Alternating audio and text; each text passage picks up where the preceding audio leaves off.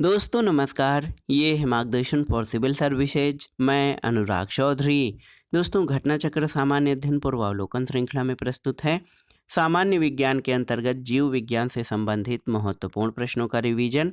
इसमें हम वर्गीकी यानी वर्गीकरण विज्ञान से संबंधित महत्वपूर्ण प्रश्नों के भाग 2 को कंटिन्यू करेंगे। तो आइए शुरू करते हैं। जीव विज्ञान के अंतर्गत वर्गीकी या वर्गीकरण विज्ञान से संबंधित महत्वपूर्ण प्रश्नों का रिवीजन। पहला प्रश्न है दोस्तों, नील गाय निम्नलिखित कुल में आती है? गाय, बकरी, भेड़ या हिरन? तो सही उत्तर है हिरन। दोस्तों नील गाय भारत में पाई जाने वाली विशालतम मृग प्रजाति है। मृग उन जंतुओं को कहा जाता है जिनमें अस्थायी सींग होते हैं, यानी हिरनों के श्रृंगाभों के समान नील गाय के सींग हर साल गिरकर नए सिरे से नहीं उगते हैं। अगला प्रश्न है, सूची 1 का सूची 2 से सुमेलन करिए और दिए गए कूट से सही उत्तर का चयन करिए। तो यहाँ पर आप देखिए एशियाई जंगली गधा, इसका जो वैज्ञानिक नाम है वो है इक्कस हेमियोनस। 12 सिंघा, इसका जो वैज्ञानिक नाम है रूसर्वस दुआउसेली। तो यहाँ पर आप देखिए बी का दूसरा हो जाएगा। चिंकारा का गजेला बेनेटरी और नीलगाय का बोसलाफस ट्रेगो केलेमस होता है। तो यहाँ पर आप देखिए 3, 2, 4 और 1 आपका सही सुमेलन हो जाएगा। 3, 2, 4, 1 ऑप्शन बी आपका सही उत्तर है। अगला प्रश्न भी कूटों का मिलान करना है, लक्षण और प्राणी का। तो देखिए पंखहीन कीट ये रजत मीनाभ है। और आप देखिए उड़ान रहित पक्षी कीवी उड़ान नहीं भर सकता है। अपाद सरीसृप ये सर्प है क्योंकि इसके पैर नहीं होते हैं। और फुफ्फुसहीन प्राणी ये मत्स्य इसमें आते हैं। तो मिलान बताइए 2, 1, 4 और 5। तो यहाँ पर 2, 1, 4, 5 ऑप्शन बी आपका सही उत्तर हो जाएगा। अगला प्रश्न आपसे पूछा गया है कि कीवी है क्या? तो सही उत्तर है कीवी उड़न अक्षम पक्षी है जो केवल न्यूजीलैंड में पाया जाता है। तो याद रखिएगा कीवी उड़ने में अक्षम पक्षी है जो मूल रूप से न्यूजीलैंड में पाया जाता है। अगला प्रश्न है, निम्नलिखित में से कौन सा जैविक मूल का है? मूंगा, पन्ना, माणिक या पुखराज? तो सही उत्तर है मूंगा। दोस्तों आप जान लीजिए कि मूंगा जो है ये जैविक मूल का है। पन्ना, माणिक और पुखराज ये जैविक मूल के नहीं हैं। अगला प्रश्न है, ऑक्टोपस है? तो सही उत्तर है ऑक्टोपस एक मोलस्क या मृदुकवची है। तो याद रखिएगा ऑक्टोपस एक मृदुकवची या मोलस्क है। डेविल फिश के नाम से इसे जाना जाता है और ये एक सिफेलोपोड मोलस्क है जिसमें 8 मुखी भुजाएं पाई जाती हैं। इसके सिर में मुख तथा 2 बड़े नेत्र पाए जाते हैं। इसके अलावा इसकी भुजाओं पर 2 पंक्तियों में चूषक पाए जाते हैं। अगला प्रश्न है, सबसे बड़ा अकशेरुकी है? ऑप्शन है ऑक्टोपस, स्क्विड या कोरल या फिर जेलीफिश। तो सही उत्तर है कोलोसल स्क्विड सबसे बड़ा अकशेरुकी है। ये अधिकतम 12 से 14 मीटर तक लंबा हो सकता है। अगला प्रश्न है, निम्नलिखित में से कौन सा एक जीव अन्य 3 जीवों के वर्ग का नहीं है? यहाँ पर देखिए केकड़ा, बरूथी, बिच्छू और मकड़ी के बारे में दिखाया गया है। तो ये है केकड़ा। दोस्तों केकड़ा जो है मैलेकोस्ट्रेका वर्ग का है। बरूथी एरेक्डिना और बिच्छू एरेक्निडा और मकड़ी का भी एरेक्निडा वर्ग है। तो केकड़ा मैलेकोस्ट्रेका वर्ग का है जो इन तीनों से अलग है। अगला प्रश्न है दोस्तों महत्वपूर्ण प्रश्न है, व्हाइट लेग हार्न एक किस्म है किसकी? ऑप्शन है तोतों की, मोरों की, कुक्कुटों की या उल्लुकों की। तो सही उत्तर है कुक्कुटों यानी मुर्गियों की। तो याद रखिएगा व्हाइट लेग हार्न कुक्कुटों की एक किस्म है। अगला प्रश्न है, टिक और माइट वास्तव में होते हैं क्या? ऑप्शन है मकड़ीवंशी, क्रस्टेशियाई, कीट या बहुपाद। तो सही उत्तर है मकड़ीवंशी। दोस्तों टिक और माइट्स वास्तव में मकड़ीवंशी होते हैं जो कि एरैनीगण के अंतर्गत आते हैं। इनके उपांग संधियुक्त होते हैं और इनका शरीर द्विपार्श्वीय यानी बाइलेटरल तथा त्रिस्तरीय होता है। अधिकांश टिक कशेरुकी जीवों के बाह्य परजीवी होते हैं, जबकि माइट्स परजीवी तथा स्वतंत्र जीवी दोनों होते हैं।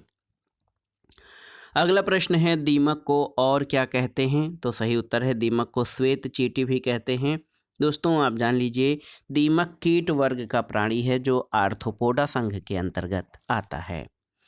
अगला प्रश्न है, जुगनू होता है एक मोलस्क, कीट, कृमि या सूत्रकृमि? तो सही उत्तर है, जुगनू एक कीट है। दोस्तों जुगनू या खाद्योत कीटों का एक परिवार है और इनके पंख होते हैं। ये जीव दीप्ति उत्पन्न करके अपने संगी को आकृष्ट करते हैं या दूसरे जानवरों का शिकार करने के लिए इसका उपयोग करते हैं। वैज्ञानिकों ने यह सिद्ध किया है कि जुगनू की चमक ल्यूसीफेरस नामक एंजाइम के कारण होती है। अगला प्रश्न है, एक परजीवी पर दूसरे परजीवी के आश्रित रहने को क्या कहते हैं? सहजीविता, उपपरजीविता, आंतरिक परजीविता या बाह्य परजीविता? तो सही उत्तर है उपपरजीविता। दोस्तों एक परजीवी पर दूसरे परजीवी के आश्रित रहने को उपपरजीविता कहते हैं। दूसरा परजीवी पहले परजीवी से अपना भोजन प्राप्त करता है। अगला प्रश्न है, निम्नलिखित में से कौन सा कीट नहीं है? आपको बताना है। खटमल, मकड़ी, घरेलू मक्खी या मच्छर? तो सही उत्तर है मकड़ी। दोस्तों मकड़ी या स्पाइडर ये जो है एरेक्निडा यानी क्लास एरेक्निडा और क्रम एरेनी का एक जंतु है जो कि उदर के पश्च भाग में स्थित ग्रंथियों से स्राव से जाला बनाती है। सभी मकड़ियाँ परभक्षी होती हैं और जो अन्य विकल्प दिए गए हैं खटमल, घरेलू मक्खी और मच्छर, ये जंतु कीट वर्ग के अंतर्गत आते हैं। इनमें 3 जोड़ी यानी 6 पैर पाए जाते हैं जो कि सभी कीटों का विशिष्ट गुण है। मकड़ी कीट वर्ग के अंतर्गत नहीं आती है क्योंकि इनके 8 पैर होते हैं। अगला प्रश्न है दोस्तों, मकड़ी कीट से भिन्न होती है क्यों? क्योंकि इसमें पाई जाती है 8 टांगे। कीटों में केवल 6 टांगें पाई जाती हैं, मकड़ी में 8 टांगें पाई जाती हैं, इसलिए मकड़ी जो है कीटों से भिन्न है। अगला प्रश्न है, निम्नलिखित में से कौन कीट नहीं है? तितली, तिलचट्टा, मच्छर और मकड़ी? तो सही उत्तर है मकड़ी। मकड़ी कीट वर्ग में शामिल नहीं है। अगला प्रश्न है दोस्तों, मकड़ियों द्वारा उत्पादित रेशम कहलाता है क्या? तो सही उत्तर है गोसामर रेशम। याद रखिएगा, बहुत ही महत्वपूर्ण है।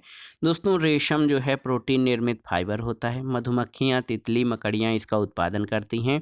मकड़ियों द्वारा उत्पादित रेशम को गोसामर रेशम कहा जाता है। रेशम में अन्य प्रकारों में मलबरी रेशम, टसर रेशम, ईरी रेशम और मूंगा रेशम है और मकड़ी द्वारा उत्पादित रेशम को गोसामर रेशम कहते हैं।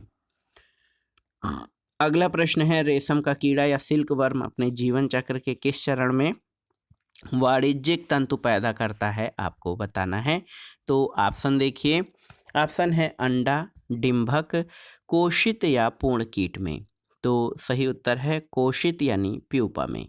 दोस्तों आप जान लीजिए, रेशम का कीड़ा या सिल्क वर्म प्यूपा अवस्था में वाणिज्यिक तंतु को उत्पन्न करता है। लार्वा चक्र के बाद तैयार प्यूपा के बचाव के लिए ये अपनी लार ग्रंथियों द्वारा स्रावित पदार्थ से के खोल से कोया तैयार करता है जिससे रेशम की प्राप्ति की जाती है। रेशम का उपयोग वस्त्र उद्योग में होता है।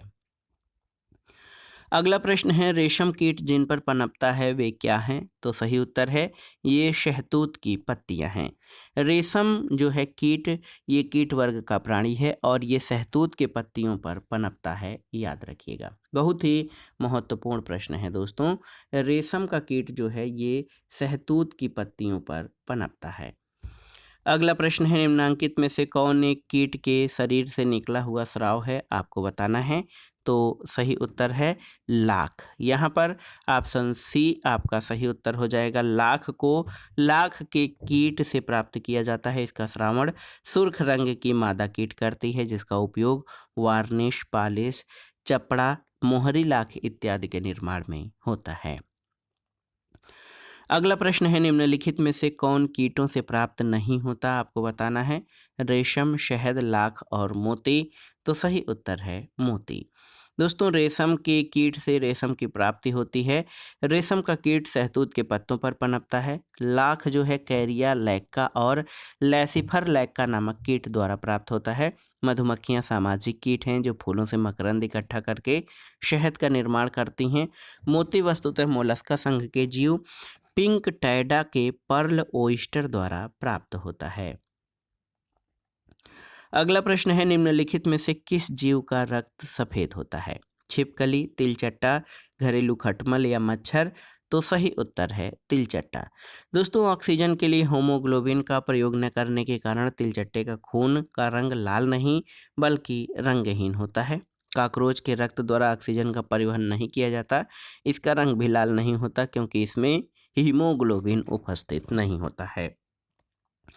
और आप जान लीजिए कॉकरोच के शरीर के प्रत्येक खंड में स्थित ट्यूब की एक प्रणाली के माध्यम से कोशिकाओं तक सीधे ऑक्सीजन पहुंचती है। इनका रक्त रंगहीन या सफेद रंग का होता है। अगला प्रश्न है दोस्तों, लाल रक्त कणिका विहीन जंतु है कौन सा? मेढक, केचुआ, सर्प या मोर? तो सही उत्तर है केचुआ। ऑप्शन बी सही उत्तर हो जाएगा। केचुए में लाल रक्त कणिकाएं यानी आरबीसी का अभाव होता है। अगला प्रश्न है, अधिकांश कीट श्वसन कैसे करते हैं? आपको बताना है। त्वचा से, क्लोम से, फेफड़ों से या वातक तंत्र से? तो सही उत्तर है वातक तंत्र से। दोस्तों सभी कीटों में श्वसन की क्रिया होती है जिसके दौरान वे ऑक्सीजन को शरीर के अंदर ग्रहण करके कार्बन डाइऑक्साइड को बाहर निकालते हैं। इनमें श्वसन के लिए वायु नलियों या ट्रैकी का जाल बिछा रहता है जिसे वातक तंत्र कहा जाता है और ये तंत्र बाहरी वायु को ग्रहण कर शरीर के प्रत्येक कोशिकाओं तक पहुंचाने में सहायक होता है। अगला प्रश्न, आपके 4 कथन दिए गए हैं और इनके आधार पर आपको बताना है कि इनमें से कौन से जो है कथन सही हैं कूटों के आधार पर। देखिए, फीता कृमि उभयलिंगी होते हैं, बिल्कुल सही है। गोल कृमि के अलग अलग लिंग होते हैं, सही है। फाइलेरिया सूत्र कृमि से होता है, बिल्कुल सही है। और गिनी कृमि एनिलिड है, ये सही नहीं है। तो यहाँ पर आप देखिए दोस्तों, बहुत ही महत्वपूर्ण प्रश्न है। ऑप्शन बी आपका सही है। 1, 2 और 3 आपके सही हैं। ऑप्शन बी आपका सही उत्तर हो जाएगा। दोस्तों आप जान लीजिए कि गिनी कृमि एक सूत्र कृमि है, इसलिए कथन 4 आपका गलत है, ये एनिलिड नहीं है। दोस्तों गिनी कृमि का जंतु वैज्ञानिक नाम ड्रेकनकुलस मेंडिनेंसिस है और ये मनुष्य तथा कुछ दूसरे स्तनियों का परजीवी जंतु है जिसके संक्रमण से शरीर में दमा, उल्टी, खुजलाहट, इयोसिनोफिलिया इत्यादि के लक्षण प्रकट होते हैं। ये सब शरीर में इस परजीवी के विषैले प्रभाव के द्वारा होते हैं। अगला प्रश्न है, निम्नलिखित में से कौन से जीव अपरदहारी या डेट्राइबिटोर हैं? केचुआ, जेलीफिश, सहस्त्रपादी, समुद्री घोड़ा और काष्ठयूका? तो सही उत्तर आपका हो जाएगा। देखिए, केचुआ, सहस्त्रपादी और काष्ठयूका, 1, 3 और 5 ऑप्शन सी आपका सही उत्तर हो जाएगा।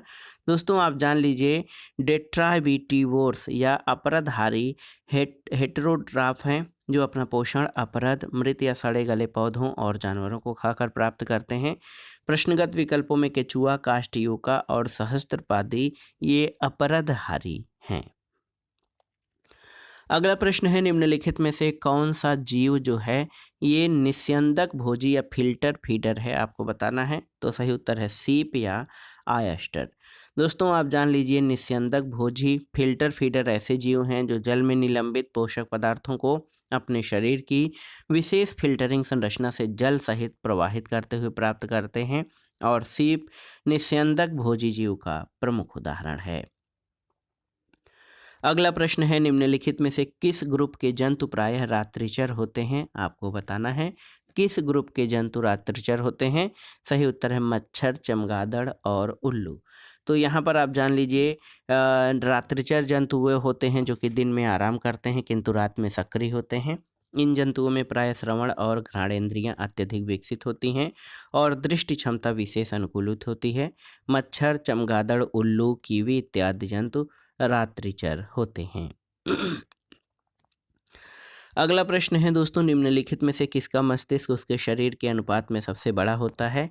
यहाँ पर ऑप्शन है आपके चींटी, हाथी, डॉल्फिन या मानव। तो सही उत्तर है चींटी।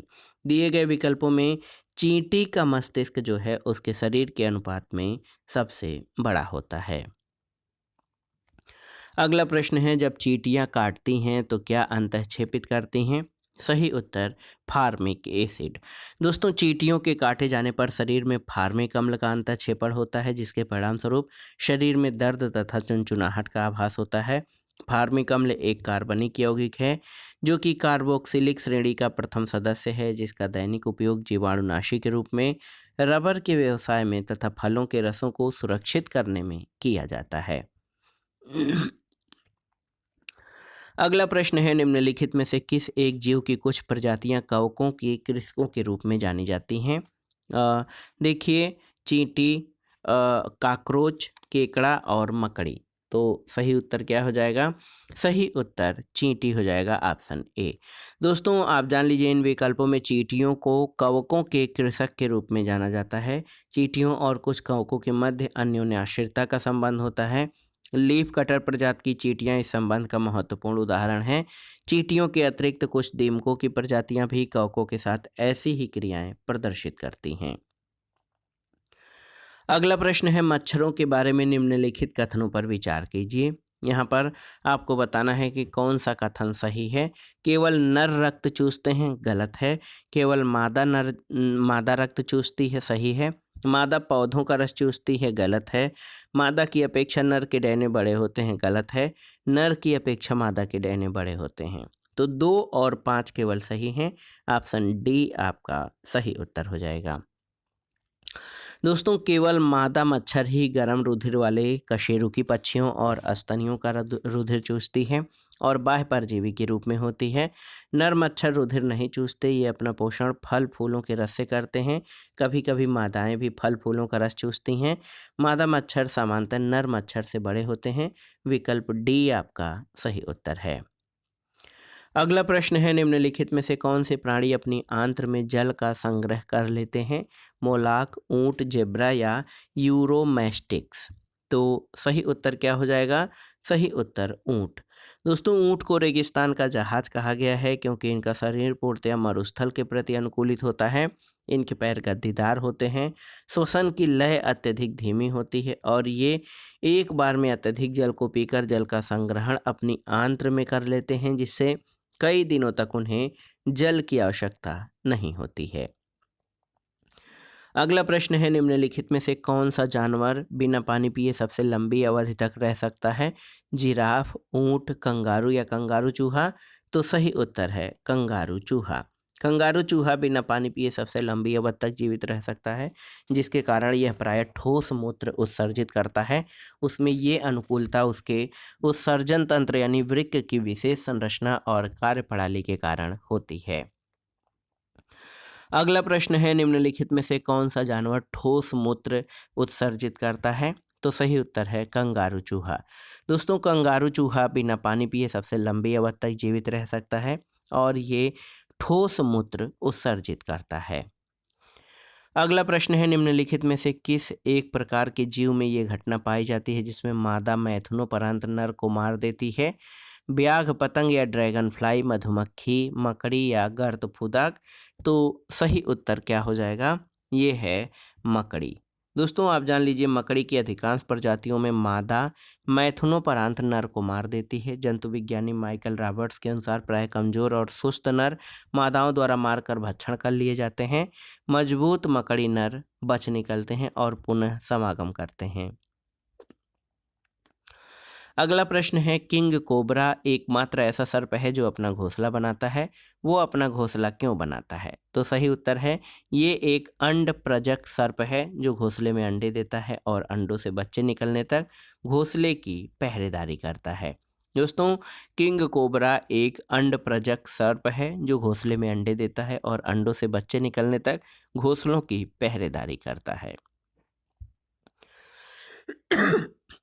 अगला प्रश्न है, घोंसला बनाने वाला एकमात्र सर्प कौन सा है? तो आप जानते भी हैं घोंसला बनाने वाला एकमात्र सर्प दोस्तों किंग कोबरा या राजनाग है। राजनाग या नागराज किंग कोबरा एक अंडयुज सर्प है जो कि घोंसले का निर्माण करता है। मादा उसमें लगभग 20 से 40 अंडे देती है। इस सर्प में पैतृक संरक्षण की प्रवृत्ति पाई जाती है। ये विशेष सर्प अत्यधिक गुस्सैल प्रकृति का होता है और इसका विष मात्रा में अधिक होने के कारण प्राण घातक होता है। अगला प्रश्न है, कोबरा सर्प का विष होता है तंत्रिका विषी, रुधिर विषी, ए और बी दोनों या उपर्युक्त में से कोई नहीं। तो कोबरा सर्प का विष तंत्रिका विषी होता है या न्यूट्रोटॉक्सिक, जो तंत्रिका ऊतकों को प्रभावित करता है। इसमें कार्डियोटॉक्सिक तथा अन्य यौगिक भी होते हैं। टॉक्सिक मुख्यतः प्रोटीन और पॉलीपेप्टाइड होते हैं। अगला प्रश्न है, निम्नलिखित में से किस एक सर्प का भोज्य मुख्य रूप से अन्य सर्प होते हैं? करैत, रसल प्रीद्राकु, रैटल सर्प या नागराज? तो सही उत्तर है नागराज। दोस्तों, नागराज का भोजन मुख्य रूप से अन्य सर्प होते हैं। नागराज अपनी तीक्ष्ण दृष्टि से अपने शिकार को दूर से ही खोज लेने में सक्षम होता है। अगला प्रश्न है, निम्नलिखित में से कौन सा सांप जहरीला नहीं है? कोबरा, वाइपर, कोरल स्नेक या अजगर? तो सही उत्तर क्या हो जाएगा? अजगर। यदि सांप की निचली तथा उदर सतह पर छोटे छोटे सल्क पाए जाते हैं तो वे विषहीन होते हैं। उदर सल्क पतले किंतु पूरी चौड़ाई तक फैले न हो तो इस अवस्था में भी सर्प विषहीन होते हैं, जैसे अजगर। अगला प्रश्न है, सर्पों की विष ग्रंथियां किसकी समांग हैं? आपको बताना है। मछलियों के विद्युत अंग, रेह मछलियों के दंश, स्तनियों की वसा ग्रंथियां या कशेरुकी प्राणियों की लार ग्रंथियां? तो सही उत्तर है, सर्पों की विष ग्रंथियां जो हैं कशेरुकी प्राणियों की लार ग्रंथियों के समान हैं। तो यहाँ पर देखिए, सांप का विष वास्तव में उसकी लार का ही परिष्कृत रूप है। अगला प्रश्न है दोस्तों, सांप के जहरीले विषदंत होते हैं जो रूपांतरित रूप हैं किसका? चिबुकास्थि का, तालुदंत के, स्वानीय दंत के या जंभिका दंत के? तो सही उत्तर है जंभिका दंत के। दोस्तों, विषैले सांपों में ऊपरी जबड़े की मैक्सिकली हड्डियों के 1 से 3 जोड़ी, प्राय एक जोड़ी बड़े व पीछे की ओर मुड़े विषदंत तालु के मुख ग्रासन गुहिका में उभरे रहते हैं। यह मैक्सिलरी दंत जंभिका दंत ऊपरी जबड़े में स्थित विष ग्रंथियों से संबद्ध होते हैं।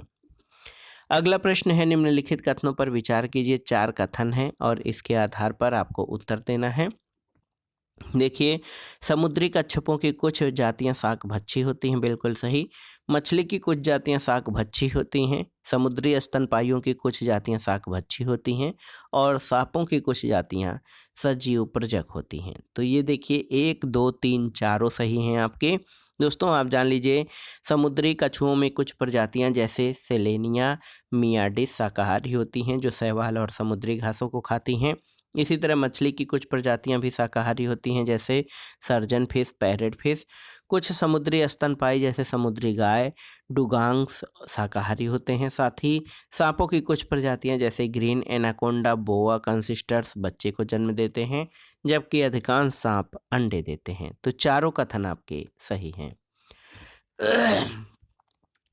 अगला प्रश्न और इस वीडियो का आखिरी प्रश्न है, कुत्ता एक शाकाहारी जानवर है?